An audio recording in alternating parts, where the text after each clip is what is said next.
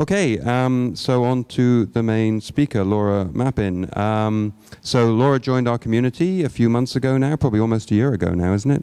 Been a wonderful addition to the community, very active, helps us find speakers, very active on all the committees and in all the organizing.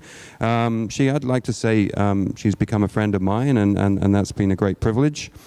What we mostly often talk about, we dialogue about, actually, we don't debate, we dialogue, is the challenge of language to communicate these minds of ours between one another, and also almost the impossibility of language to do that. So I guess Laura is again going to do the impossible for us for another hour, right? Welcome, Laura.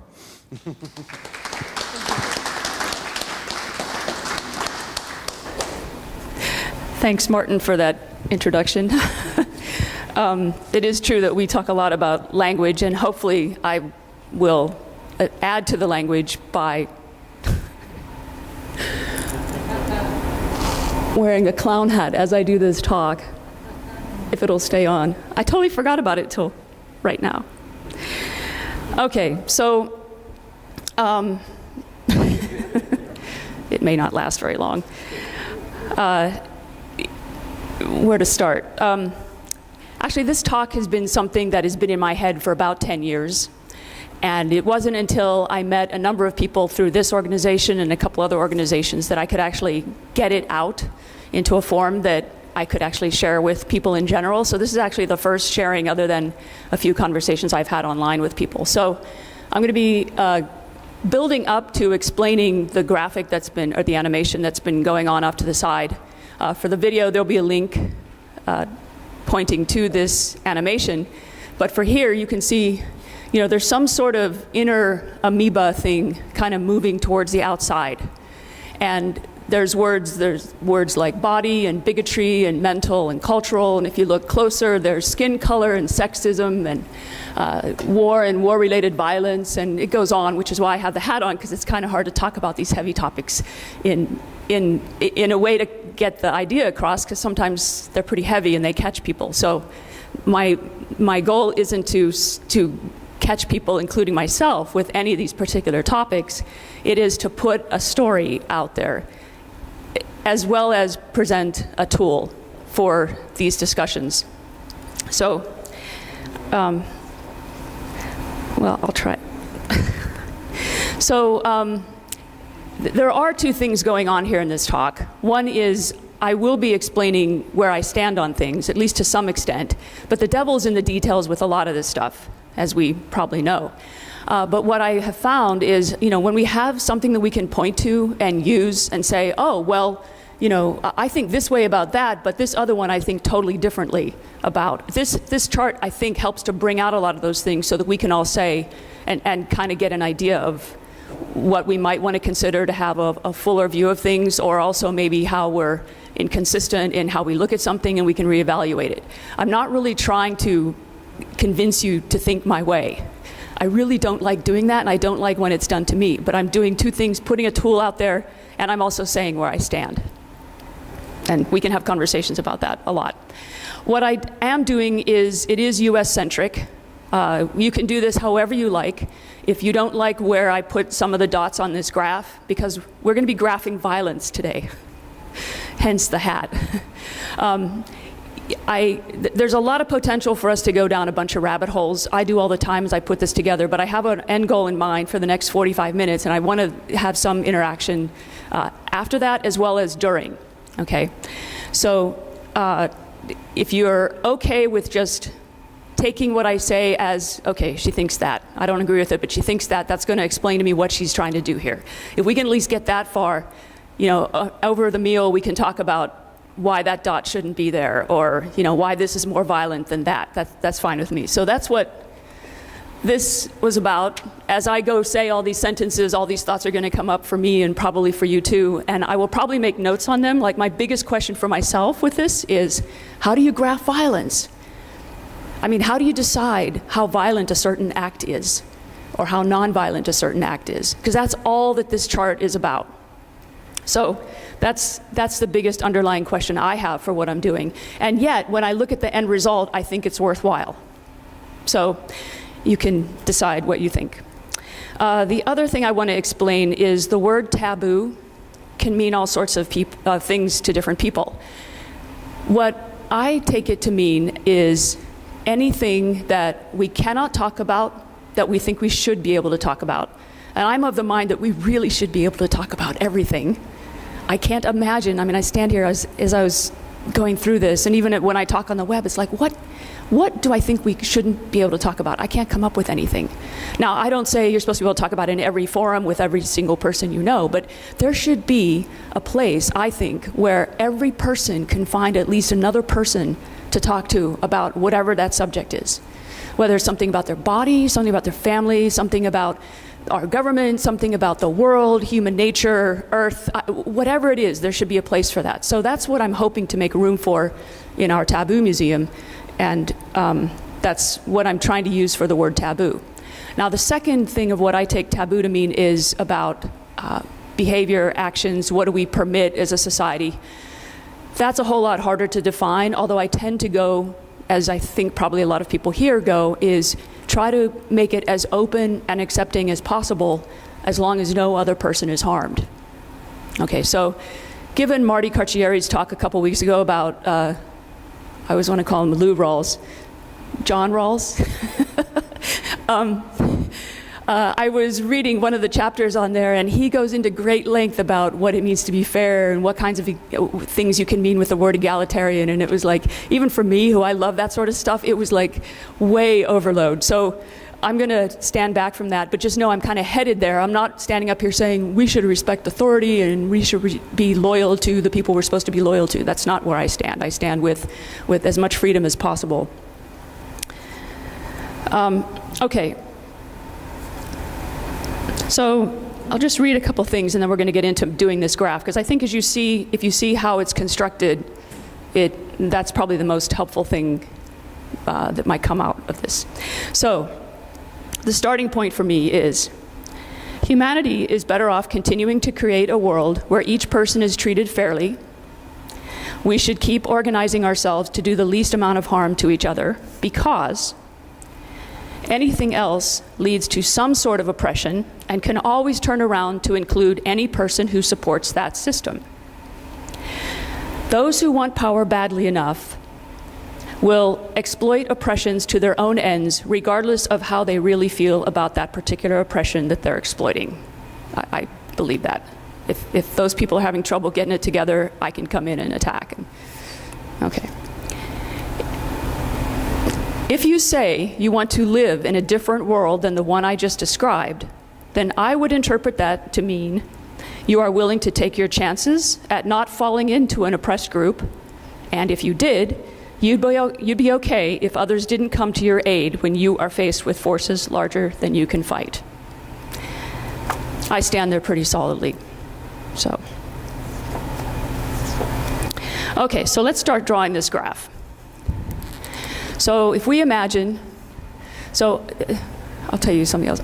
For 10 years at least, I've been doing these graphs. They just come out of my head, and I started giving them a name. It's called Graphing Humanity. And it's pretty crazy and silly. It's not like they're true or false, but it's just a way of describing in a graphic form how I see something about human behavior. And it just gives a place for people to start talking about something. So this is pretty typical of that, although it's a more elaborate form than what usually comes out. So we're going to imagine a circle, and it's filled with dots. And each dot represents a behavior, an action between two people. Like somebody did something to somebody else, or however you want to word the English, but somebody pulls somebody out of a frozen lake is one example. Another is somebody kills somebody in cold blood, or by accident, or for no reason. Okay, one of those is probably more violent. We'd probably all agree one of them is more violent than the other, right?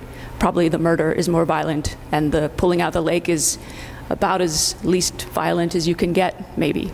Okay, so that kind of stuff, where do those sit? We at least know they're opposite each other. How far towards the ends, we can discuss later.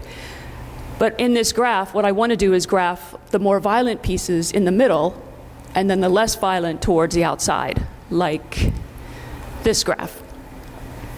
So all the violent stuff would be the red crosses, and I guess this is in terms of violence, so no violence is a green minus sign. And this includes physical as well as non-physical violence, the way I'm looking at it. Non-physical being verbal. Can anyone think of and I forgot to mention, I'm probably going to ask here and there for if you have a suggestion or a word or two, but we don't need the mic for it. I'll just repeat it so we can go faster. Okay. Anybody want to give a suggestion for nonverbal violence? Sorry, verbal violence? Non-physical, verbal violence? Calling people their race, but in a judging way. Holding people at... About their race. Okay, right. Comments to somebody about their race. Yes. Well, when you are walking and you see an African American go by and you are very much against black people, you go... Right, so a gesture against somebody based on race. Yes. Okay. And, yeah. Threatening to kill someone? Sorry? Threatening to kill someone. And probably the Westboro Baptist protest style is probably pretty violent. So, okay, so you get an idea. That's what I mean by violence of the non-physical, the verbal form. And then there's another kind of predicament or action. I didn't know quite what to call this, but okay, this is not working. It's sliding. We'll just put it right here.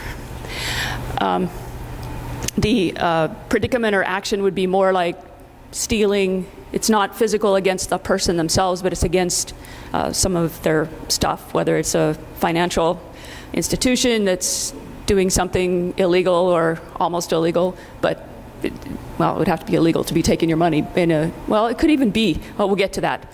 Acceptable versus legal, I'm jumping ahead. So all of these dots would be graphing the level of violence of that certain action. Okay, so all the ones you mentioned, we could put them up here in a dot. And let's add another piece to this graph so you can see better how they would go. So in the animation, I have 4 categories. Now, there's nothing really magic about how I did this, but over time, I've had to categorize things, because when I first started this, I thought there were 5 or 6 taboos, and I never considered there would be a second level, and then it grew and grew and grew. So this is why I also have this hat, is because sometimes when I look at the list of things we cannot talk about, it's amazing. It is huge. I mean, you on all these topics, you have to pick your audience very carefully, and a lot of them, half of them, I don't usually have somebody else I can talk to about. So that's when this started to impress me. Now, this version here is the 3rd version. The other 2 are up on the website. You can find them. I kept them for, it's great to go back and see because they're pretty squirrely, but this one is starting to take some shape. So we have body, bigotry, cultural, and mental.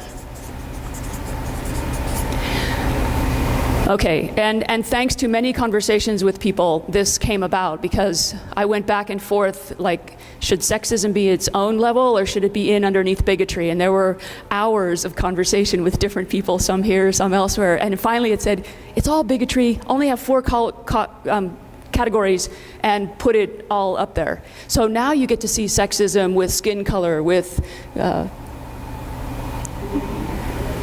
okay, there's a chart over here. It's not too visible.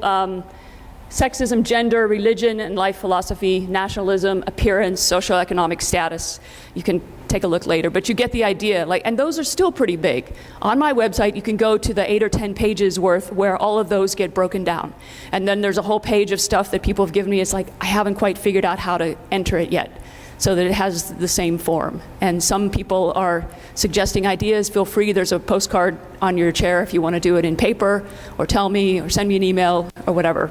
And if you're interested in that conversation, I usually just catch it here and there with people, but if you really are drawn to this, I would love to talk with you. So a lot comes out in that discussion. It's really fun. If it's fun for you, then contact me. Okay, so I want to not put all of those subsections up there, but we're going to graph some stuff, and I'm going to use a couple of the subsections. So under body, we have, besides body parts and function and emittance and all of that, we have sex, which is big in itself, reproduction, which is big in itself, aging, and death. So we're going to go on the reproduction and just talk about a couple things in that category. Under bigotry, we'll talk about skin color. Oh, SC, not SK, and religion. And cultural, so we'll do physical violence toward others, language and expression. If you forget what I mean, you can just look at that backlist. Rape. See, now where's that hat? I need that hat. And parental. All right, and the last one, mental, would be addiction, suicide, and grief. Okay, let me just, I don't know, does anybody else want to wear the hat? It's so somber in here.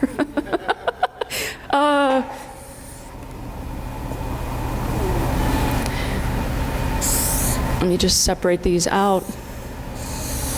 Okay. So I'm going to ask for your help and feedback to graph a number of incidents that would go into each one of these. Let me do orange. Okay, so we'll start with reproduction. So A can choose to carry a fetus to term.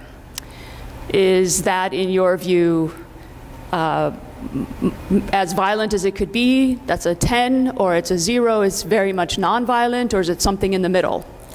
10 is violent, 0 is non-violent. One of 2? Okay. Well, I would think that if you are a serious drug addict, then or something of that nature, then carrying a fetus to term is actually if you're a serious drug addict, carrying a fetus to term is not good. Is not good. Okay, so there would be things to work out. I'm going to head towards the majority case for most of these just to get through the graph. But that's like one of the devils in the details of trying to figure out just how violent is that to allow that to happen. So in general, most of the time, most people, for say a healthy woman, carrying a fetus, choosing to carry a fetus to term is a 2. And again, if you want to change your mind to a 1 or a 5 later, you absolutely can. We're going to get to a certain point if we just kind of go. How do you distinguish between violence which is justified and violence that is not justified? For instance, about your child, how do you, okay, how do you distinguish between justified violence and unjustified violence? Tell you what, I will put that here and we can talk about it later.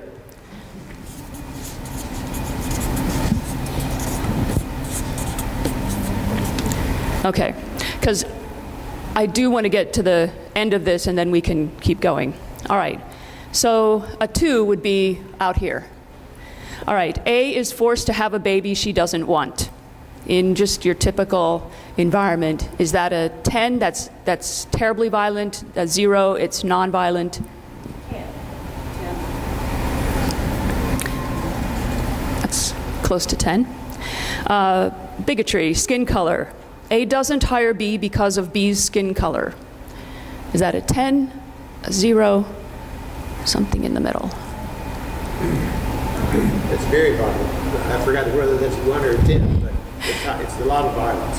It's a lot of violence. Is it the most violent thing you can think of? No. It depends on how much. 8? Okay, so there's a lot of details, but let's just go with 8 for now. But you see, welcome to my world.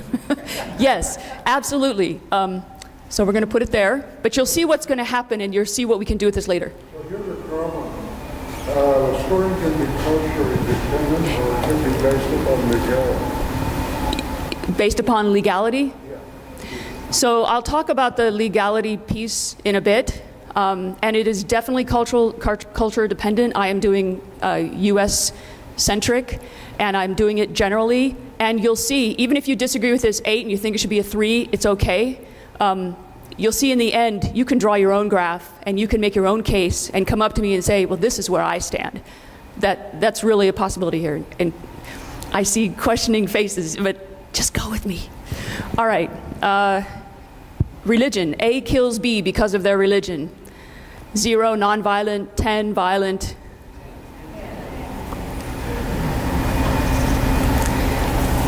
And again, like, is that 10 the same as that 10? I don't know. But you'll see what we're going to do with this, and then maybe we'll know better what we should do with that question. Okay, cultural. Parental. Parents indoctrinate their children with religious beliefs.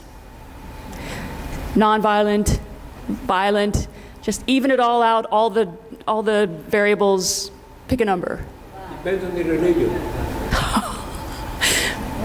Depends on their religion. It's a violent religion. 5? 5? Okay, I'm hearing 5. Let's go with... Actually, when I did this, I had dots all the way from there to there. That was the only one that like really spanned the gamut for me. Rape. Rapist is not held responsible for the rape they commit. Nonviolent, 0, 10 is violent. Rape, 9 and 10, okay. Rapist is held responsible.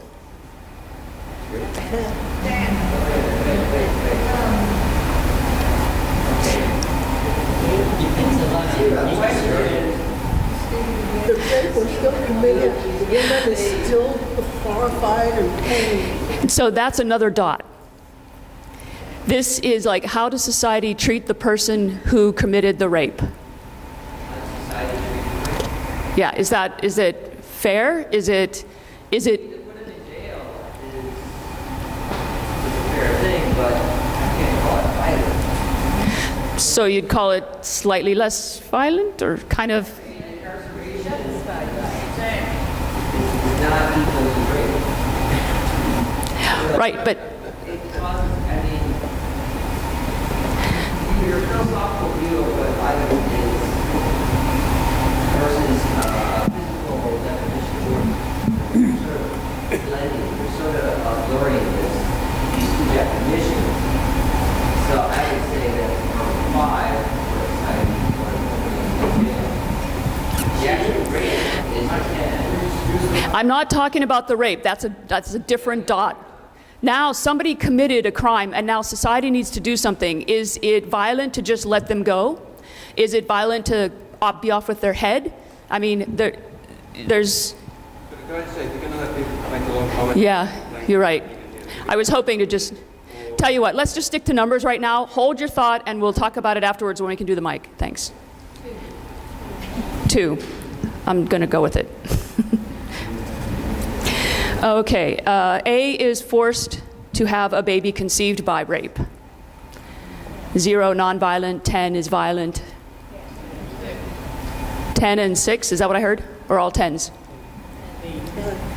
8. Okay, I'm going to go close to there. All right. Language and expression, the Westboro-style protests. 0 is nonviolent. 10 is the most absolute violent. 7.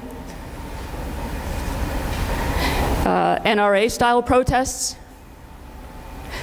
I threw that in there because I thought it was a nice juxtaposition of like, how do you graph this? And yet, we can get something out of it. You're on to me. Hang on. Yes. Okay, so we're going to put it close to there. Oh, I'm sorry. Did I do the right? Yes. Wait a minute.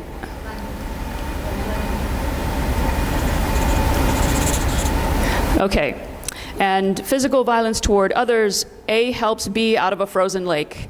0 is nonviolent, 10 is violent.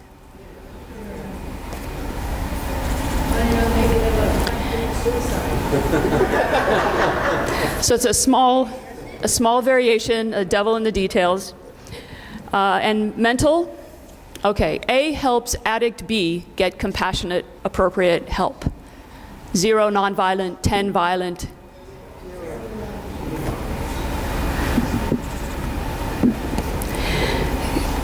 A shames B because of their addiction. 0, 10.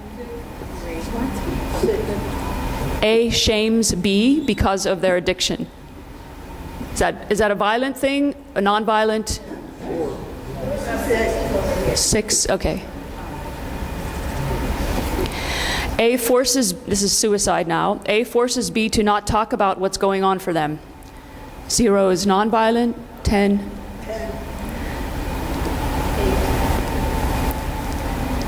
I have to put on glasses, better glasses. Okay, I'm going to go for an 8. A compassionately listens to B and helps figure out and find the help they need. 0, 1, yeah. And so, the question is like, what is 0? What is 1? So I'm going with any of it. Grief. A pushes B to make B's expression of grief fit what A can handle. No one's ever seen that here. 6. 9. 4. I'm going to put something here. And A is a non-judgmental witness to B's grief expression. 0 and 1, okay. All right, so this is where we get to the circle part.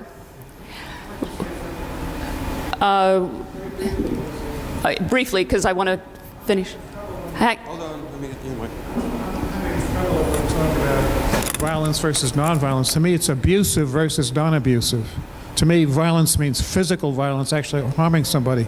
Insulting or things like that is being abusive. I think it's an important distinction. So Okay, a lot of these I'm not things coming from that spot. I hear you. It's up here. We can talk about it later. So I'm having trouble saying violence and nonviolence. So Okay. All right. So the next part is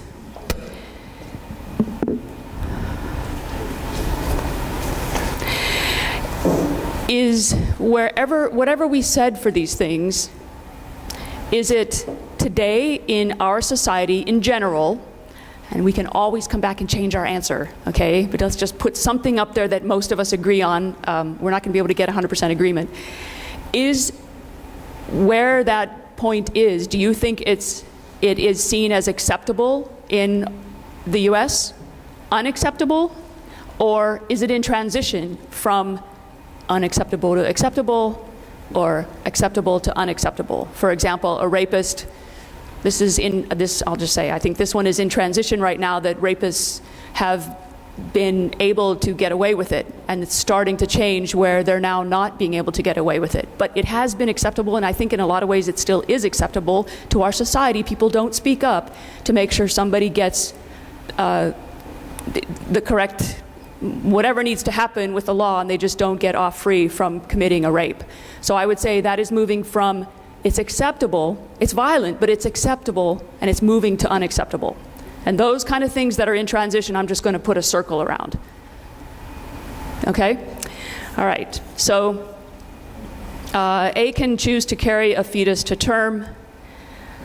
Is that like a total given in our society? Or is it?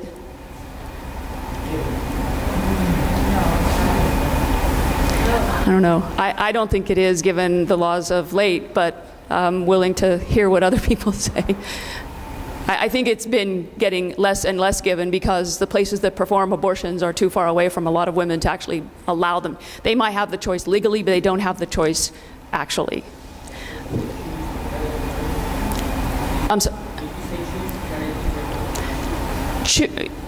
Oh, maybe I wrote that in a funny way. I mean, they can choose to or not to. Repeat the question, please. I'm sorry. He's commenting that the statement I have here is A can choose to carry a fetus to term. And I was interpreting that as every woman has a choice whether or not to carry a baby to term. And he's pointing out that it might not have been read that way. See, I see having the choice to have an abortion is right in that same question. But I understand people might not have interpreted it that way. So I mean, women have choice, full 100% choice. They become pregnant and they can decide whether or not they want to keep that baby. Sorry, what am I asking now? Is that totally, I'm getting confusing myself. Is that a done deal all across the US? Is it a done deal most places? It's becoming less and less possible for women to do this. So it's in transition. It seems to be moving to be unacceptable, and we're trying to not let it go there. So reproduction, they can choose to carry, but it's in transition. A is forced to have a baby she doesn't want. Is that how it happens today? Or?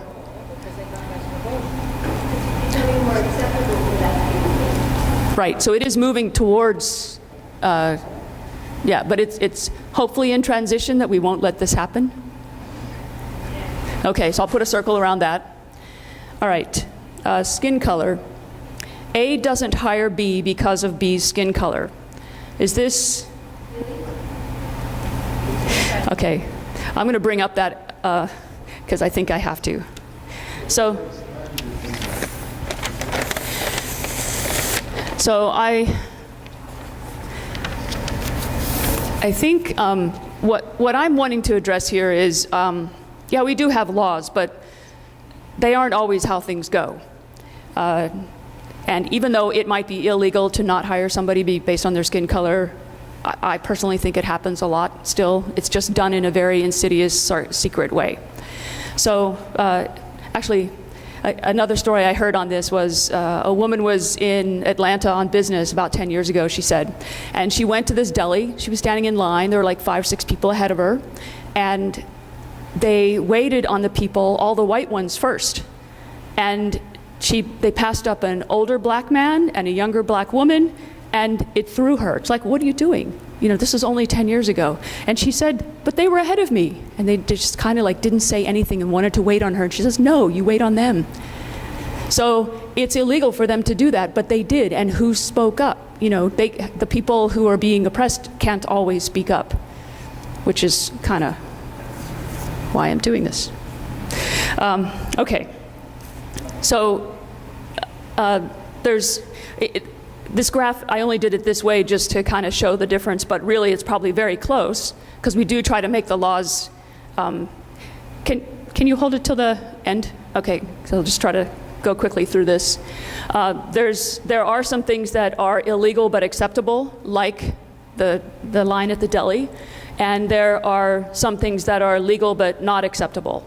And what's nice about the Westboro Baptist protest style is that people speak out and say that it's illegal, or that it's unacceptable, and yet we still keep our First Amendment rights as much as we have them. Okay, so I'm concentrating more on the acceptable than the legal.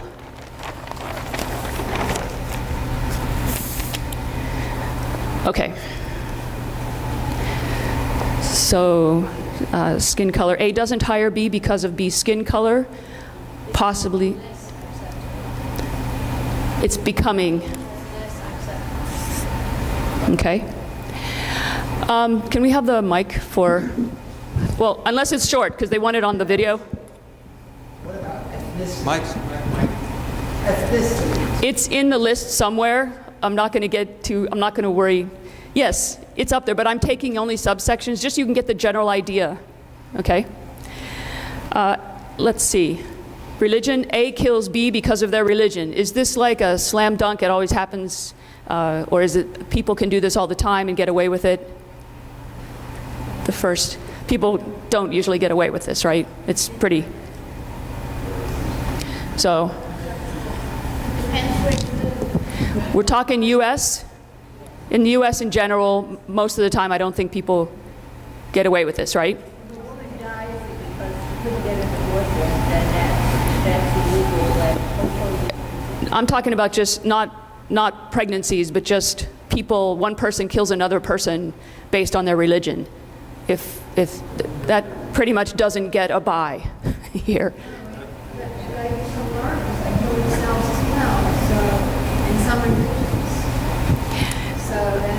So I'm not looking at the martyr one. So I am trying to be really specific. So I'm just going to take this one.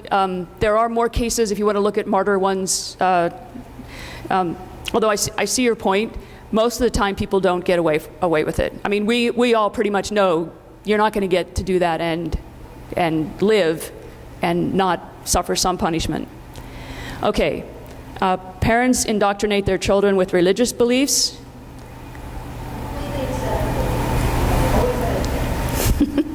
Okay, so that's, all right.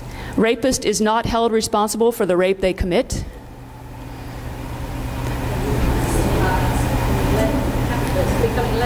It's becoming less, so it's in transition two. I don't know which one. All right, rapist is held responsible in transition. They're starting to become more and more held responsible. A is forced to have a baby conceived by rape.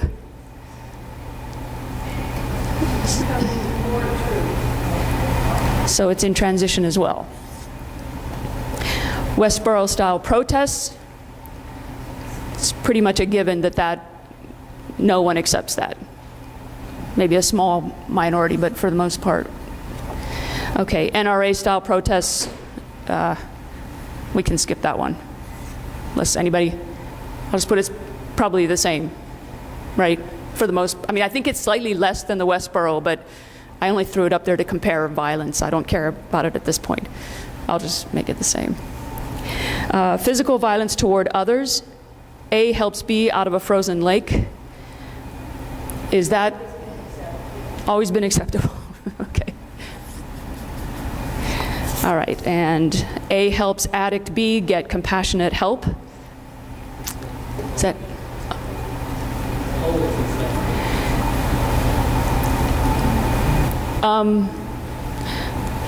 So oh, this is interesting. I guess, you know, you just brought up the point. It's like, see, this never ends. I've got my own rabbit holes. It's like, well, it's acceptable, but so many people don't do it. So in a way, I took their reaction to be, it's not acceptable to them because they can't do it. But if they saw somebody else doing it, they might, I don't know, they probably wouldn't think it was a good thing. They'd say, you know what, that person just wants sympathy, leave them go, tough love, you know. I would add that if you look at government funding for these kind of programs, especially those in okay, health. Tell you what, if you're gonna, we need to get the mic because I'm not going to be able to repeat too long, but go ahead. If you look at government programs and mental health programs and drug addiction programs that are being cut, so who do people care about these people? Right, and so I kind of want to stay out of why it's this way. I just want to stay with what way is it right now? What do you perceive it is? So I think most people don't really think it's all that compassionate to go and actually help somebody get help in this way. They think the person is doing it to get attention, and so they're, okay, do people disagree? I see, okay, Sandy? Yeah. Okay, sure. I mean, that's what this, yeah, go ahead, Sandy. Oh, no, I don't have anything to say about it. I just disagree. Okay, all right. So, we'll tell you what, we can leave that one out of the drawing, or we can just make it something, and you'll see what happens with it. Let's say it's, okay, everybody thinks this is acceptable today, to help somebody compassionately? Wow, okay. So, that's a solid. Maybe I'm just hanging around with the wrong people. Oops, that includes some of you who said this. We're going to have to talk later. All right, A shames B because of their addiction. Is that acceptable? Not acceptable. It's not acceptable. Wow. It can be acceptable. Sometimes that's the only way. I think that's acceptable. Pretty common. Okay, so can I put a circle around it to be in transition since we're, okay. All right, A forces B to not talk about what's going on for them. Is that acceptable, not acceptable? In transition? A compassionately listens to B and helps figure out and find the help they need.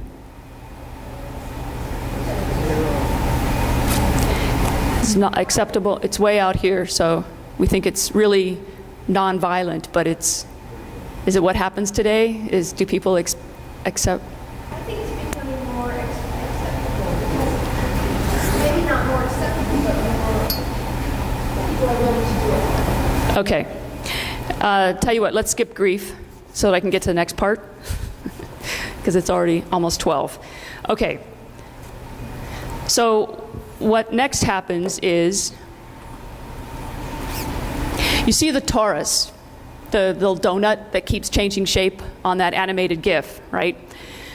So where I stand is I think as the GIF gets bigger on the outside, or GIF, I don't know how you're supposed to say it, we include more and more nonviolent behaviors, okay? And the action is on that border where something is not acceptable that should be acceptable. You'll see the outer ones get included, and the inner ones, they get excluded. So violent behavior that is in the torus, it's too violent, it should not be accepted. And so we talk about it, we change laws, we decide that, you know, the rapist, for example, needs to be held accountable, or, right, so that would change where that dot occurs relative to the torus. So I'm just going to show how, like, if somebody actually did graph this, or if we have a conversation around, you know, what's violent and what's not across any of these vectors, we would get that torus, and you'd see where it is relative to the rest of the pieces. So let's see. In transition means it's on the border. And so I kind of goes like, these are always acceptable, so they're on the inside. And I'm drawing the inner part. And now this comes down like that. Okay, and then this is on the border, comes over. Now I don't know exactly where this line goes because we don't have points there, but I'm just going to draw something. We didn't do grief, so I don't know where to slice it there. That is inside, so we're going to come on the outside of it. This is on the border. That's on the inside. This is included. Oops, I did that wrong. Oh, I didn't have any. This is the border on the inside. And we don't have any. So this was becoming acceptable, whatever this, or becoming unacceptable. Anything on this border is heading in that direction. So it goes something like that. So then you have a torus like this.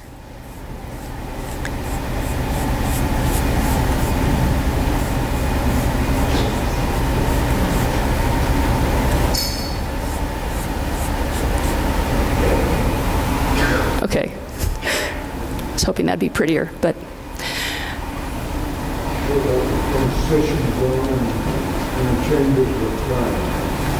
It changes with time.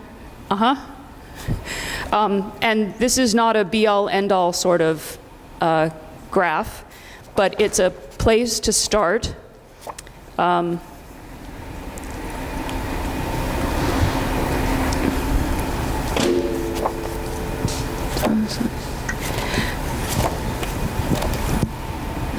Okay. And in reality, the torus would probably be something like this, and probably even 10 million times worse.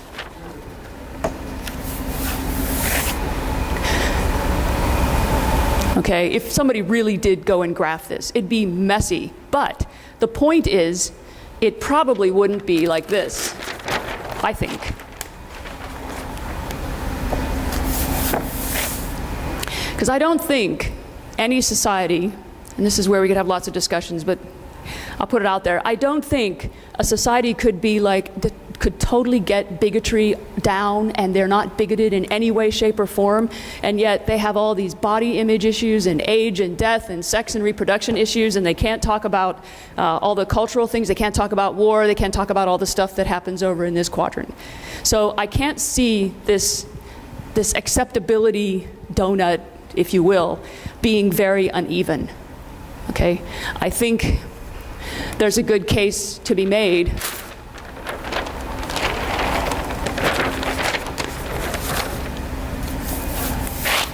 for it to turn out some form of evenness. Even if it's like a very violent society, it's going to be very violent all over the place. And if it's extremely nonviolent, it's going to be extremely nonviolent all over the place. And I think we're here somewhere in the middle. Which leads me to one of the conclusions that I've come up with is that, and this is I'm not the first. See, a lot of the stuff I'm saying, I'm not the first. This is not news. We all know this stuff. It pays to protect those who can't protect themselves under these sorts of circumstances. Just a few quotes along these lines that I have. You all know this one. First they came for the communists, and I didn't speak out because I wasn't a communist. Then they came for the socialists. I didn't speak out because I wasn't a socialist. Then they came for the trade unionists. Then they came for me, and there was no one left to speak for me. Martin Niemöller, however you say his name. It's just one voice along this line who said this: injustice anywhere is a threat to justice everywhere. Martin Luther King.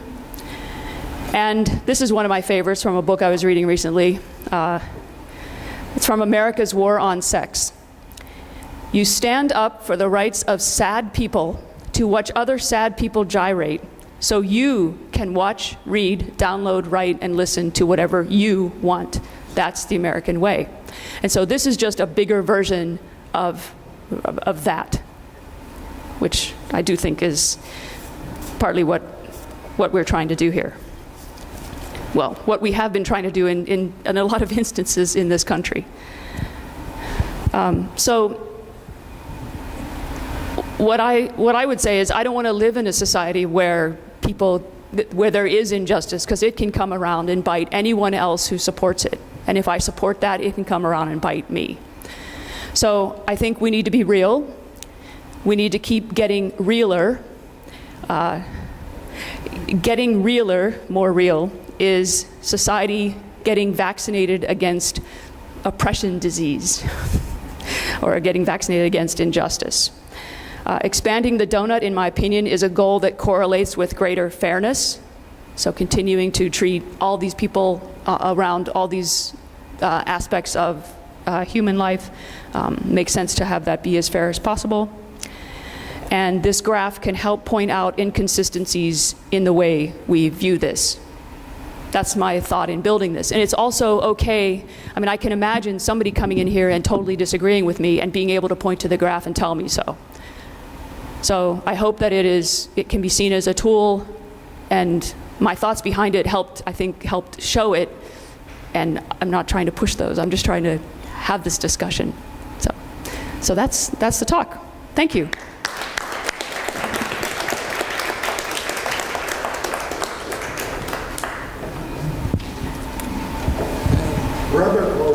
Wait, I'm sorry. Wait for the mic so that they can get it on the video.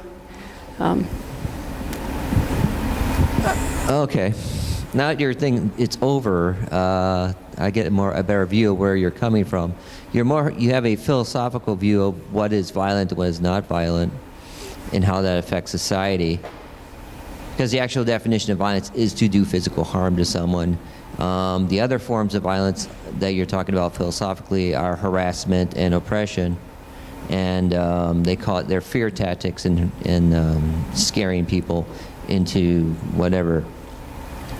That was confusing. But how society views things, and you're trying to gauge how society is viewing, like, something 50 years ago, spanking your child and beating your child with a rod was actually very normal 50 years ago. Now it's becoming more abnormal and unacceptable. Mm-hmm.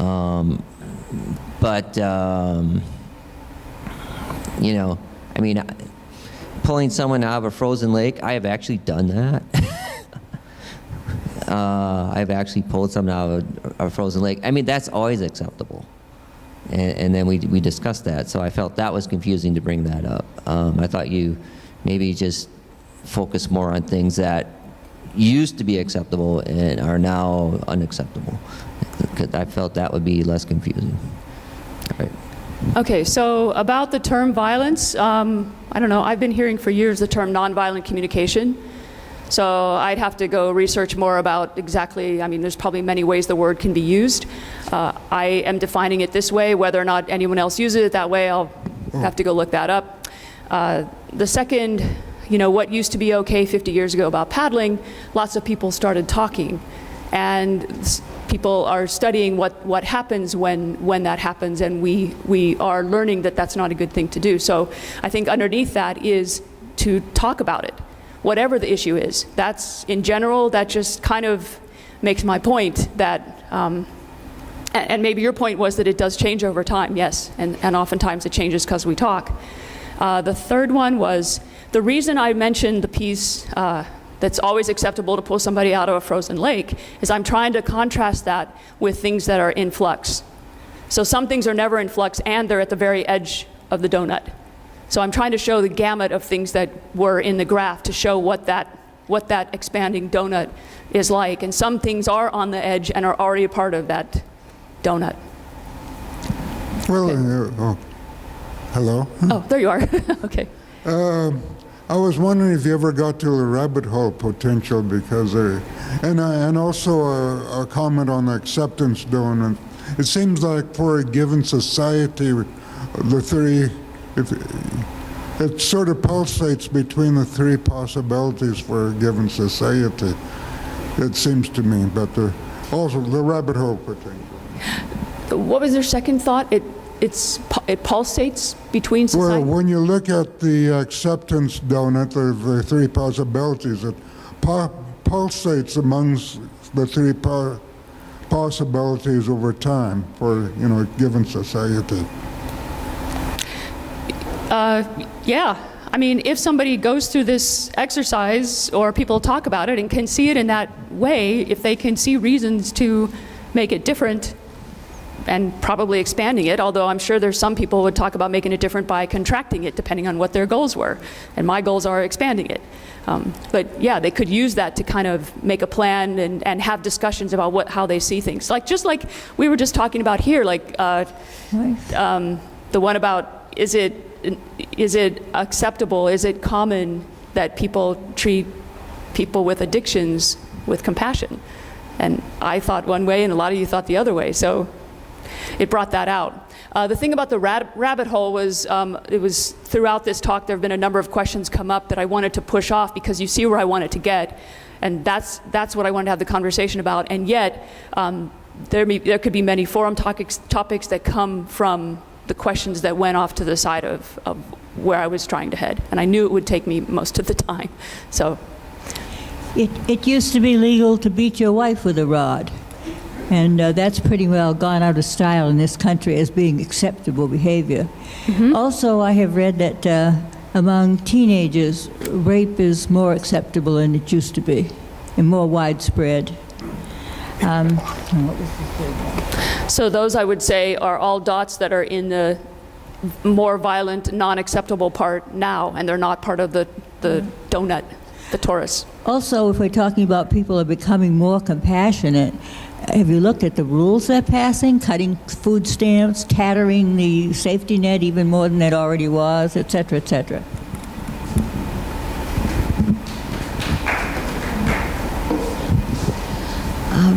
One thing that, when you mentioned U.S.-centric, I thought, whoa, we're like 25 or 30 different countries, and you're speaking to a progressive humanitarian group here, so you might get some skewed looks and some more compassion. But if you were talking to people in North Carolina, well, then you'd have a very different graph based on all the things they're going against at this point in time. And they won't talk about anything. So.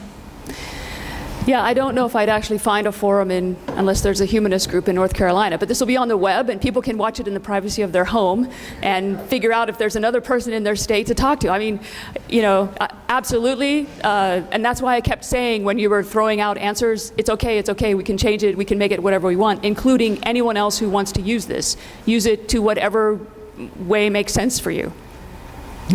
I was looking at the category verbal humor, and it strikes me that one of the most vicious kinds of verbal humor is the most entertaining. Verbal abuse is humor, which is the most entertaining. And I love a good joke.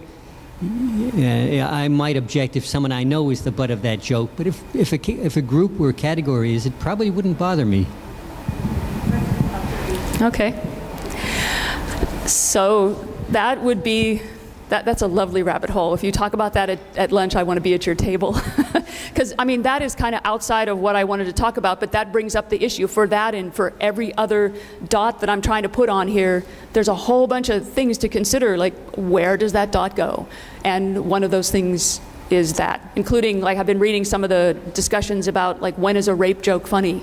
And there has been one or two that overall most, even women, are okay with it because it comes out a certain way and there's a bunch of stuff behind it. But there's a number of other comedians doing rape jokes that are not getting great approvals, and they're being told why.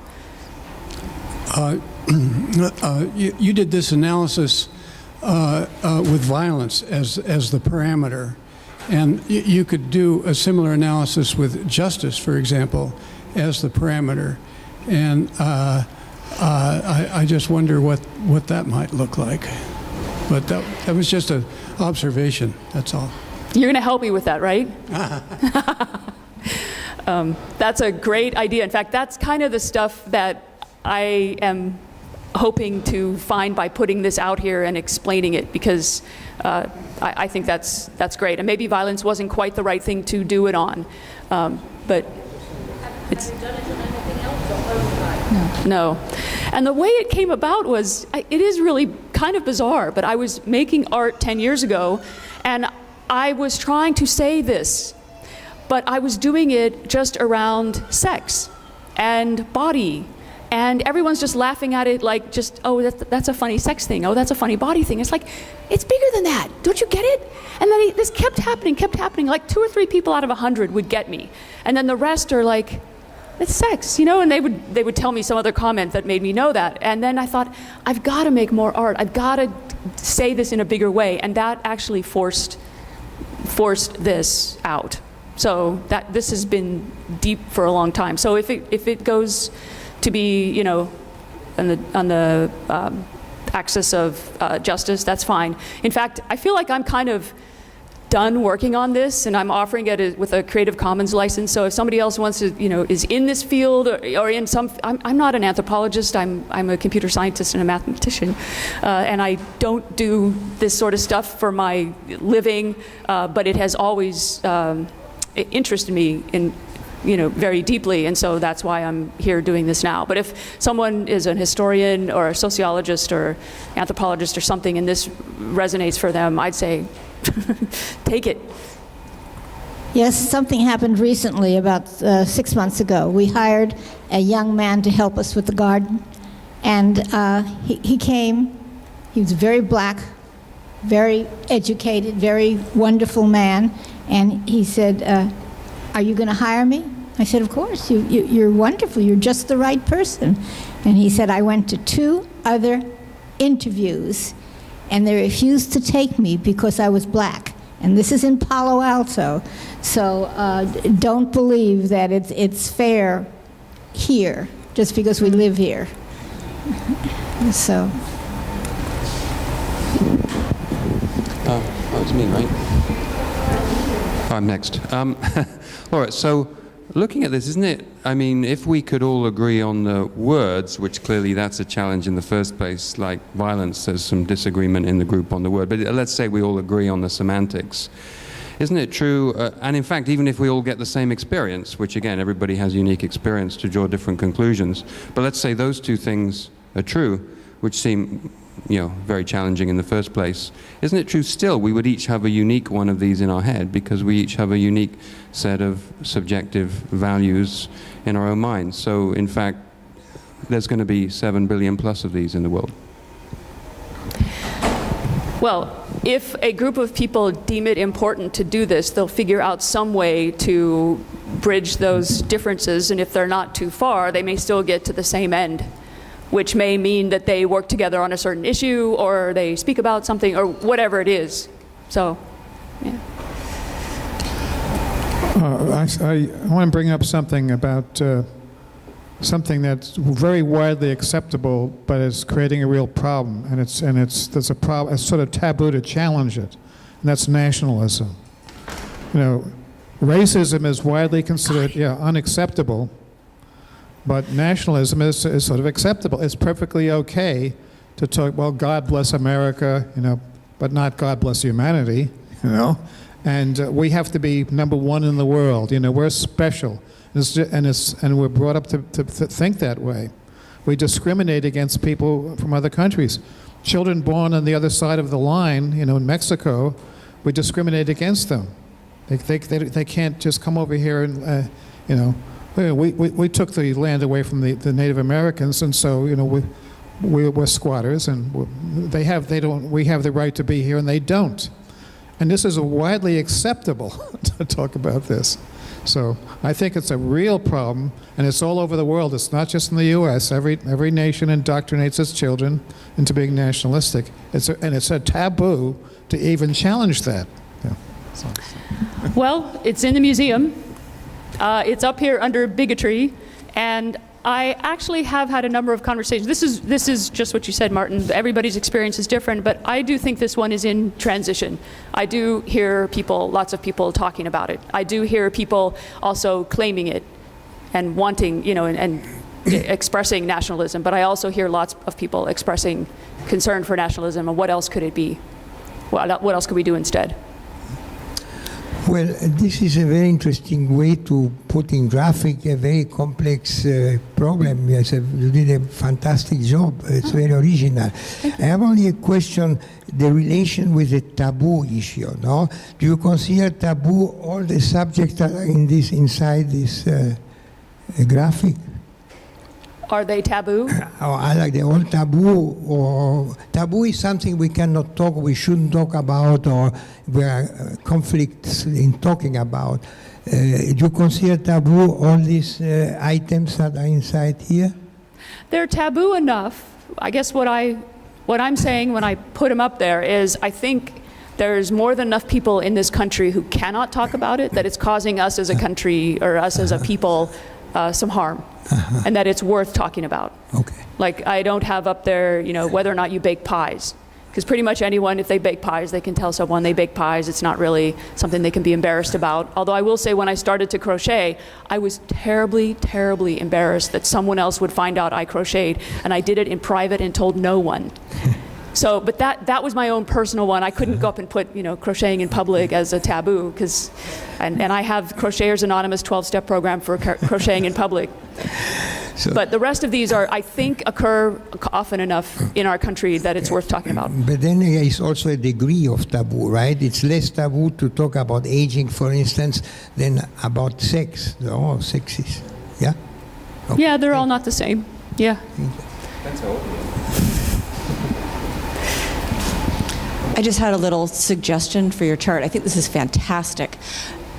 There are some things, though, that it seems like no matter what, we just don't ever talk about.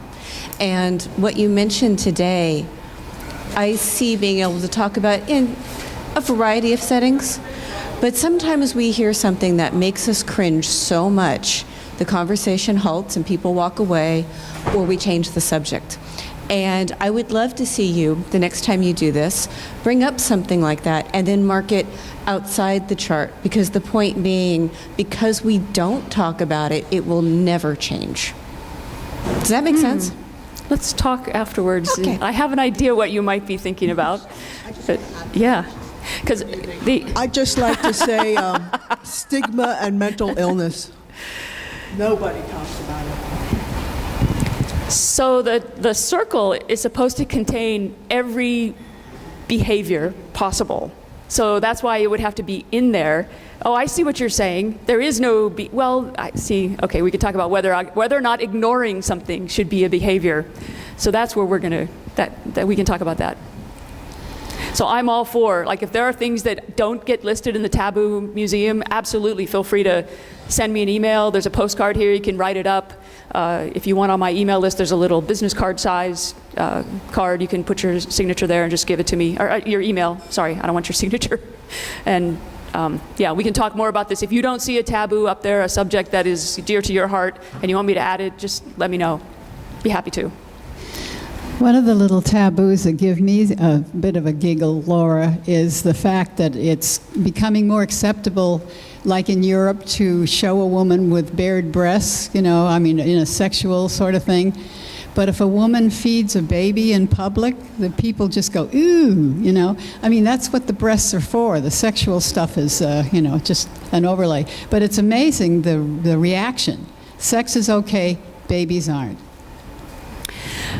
That reminds me, on Facebook, that's where I'm most active in posting things like this. I subscribe to lots of groups that are working on all sorts of issues. In fact, I kind of had to do this to save myself about 8 years, 7 years, 6 years ago. It's like, where are the people doing all this stuff? Just knowing that this stuff was so taboo was like, you know, killing me. So I had to find out. And so I know there are lots of groups out there doing this sort of thing. So in the email that I send out, as well as up on Facebook, if that's where you are at, I'm at a couple other places, but not as active. I try to put out all these other venues, and I'm working, this is making me struggle, for a format in the email so that I can send it out, crossing all these taboos, covering all these taboos, and if you're interested in this vector or that vector, you can just pick what you want. I want to make it easy for people. They're probably not going to be able to read everything, but they might have a pet peeve issue, and I want to make it easy for them to find out stuff about it. So I, in particular, am slicing across all these taboos, and it's been really, really interesting and life-affirming for me to find out that people think these progressive ways. I was going to comment, a lot of what has made things more easier to talk about is the commercial interest. I mean, 10 years ago, no one talked about erectile dysfunction, no one talked about feminine hygiene deodorants. We'd cringe when we heard that, and we still do, but it's not as much anymore. Well, it's there every day, you know. You hear adverts on the radio about it. Yeah. It's profitable to have people talk about these things. Is there another way? And there's a lot of things on here that don't get products and pills attached to them to get the word out. But in a way, you're right. I mean, we got comfortable with the word breast when we had breast cancer occurrences, right? And now no one thinks twice about it. No one blinks an eye like we did 30 years ago. But now it's like prostate cancer. Now we're working on that one. But do we need a cancer, you know, in order to get comfortable with a word? My hope is like we can do better than that. Okay, one last thing. Okay, so I had to go outside and come back and turn my cell phone on and off, and I went and checked Webster Dictionary's definition of violence. And it does include violent speech, adjective. And I agree with that. Violent speech can appear to be violent, but it's not actual physical violence. Well, I do have physical and non-physical, and really, in the end, I mean, I often get in this with some people, like the words aren't right, and I hope the concept came don't worry across, about it. That's and we okay. can come up with the word Right. bio-1 or something, you know. Right. And the thing that we didn't talk about years ago was, I forgot that, but yeah, cancer. We don't talk about cancer much here, and we don't talk about other things that we now talk about. Is, you know, I mean, we're evolving. You know, I'm not sure I have disease up there. So I'm waiting for one more dish, about 1 minute, so if we can be quick, last question. Hi, I came in kind of late, and my question is, as I sit here, I think there are a lot of things that people talk about, and that's good for certain things. And I just wonder where the concept of personal privacy and personal choice and discrimination comes in here. Not everyone's willing to plunge into a conversation about their most like intimate body parts or whatever with total strangers or on the internet. And so I'm just wondering where that fits here. So I think everyone should determine their personal boundaries, what they're comfortable talking about, what they're not comfortable talking about. What I'm trying to address is, I know I have wanted to talk about certain things with just someone I knew, and there was no one I knew who could handle the conversation. And that's what I'm pushing for is, and I don't want anyone to do this if they're not comfortable. I wouldn't come to this room and expect at least one. It's possible no one can do that with me. And I don't want to change that, but what I want to do is bring in a more even setting here that it is, I think it's, I'm trying to make this quick and it's getting worse.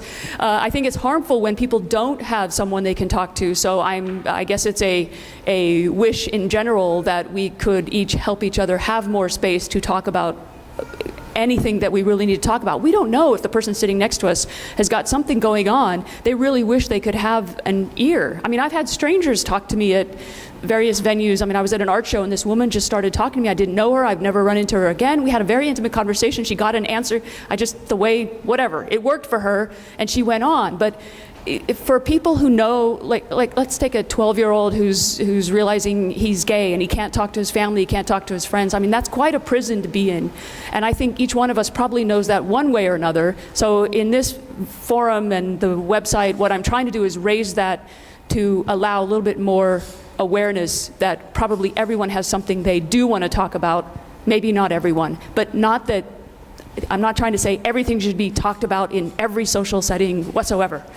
It's like there should be at least one person that person can be in contact with who can handle it. Lunch is ready. Thank you very much, Laura. Thank you.